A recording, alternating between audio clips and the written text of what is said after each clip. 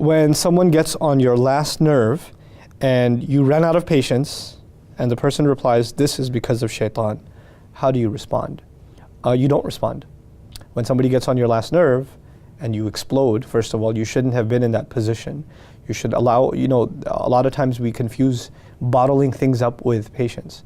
When you just stay quiet and don't say anything, that doesn't mean you're being patient. Patience actually means that you can remain calm, but when you're being offended or something wrong is being said, you can respectfully speak out and say that's not true or that's not acceptable. That's not losing patience. And if you did come to the point where you had to snap and somebody took advantage of that and called you shaitan or that's because of shaitan, you know what?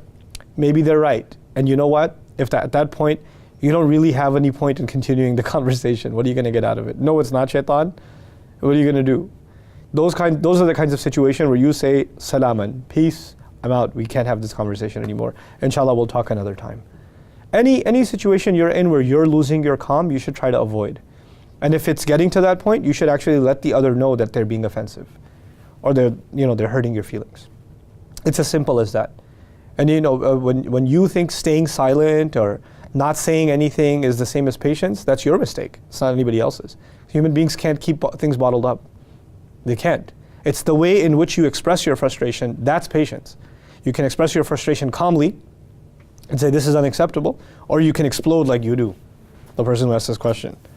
That's a lack of patience actually. So I pray that Allah gives us the strength to communicate our sentiments with respect, with love, with courtesy, and at the same time not to fall into this extreme of anger as a result of bottling things up. That certainly, yes, anger does come from the shaitan.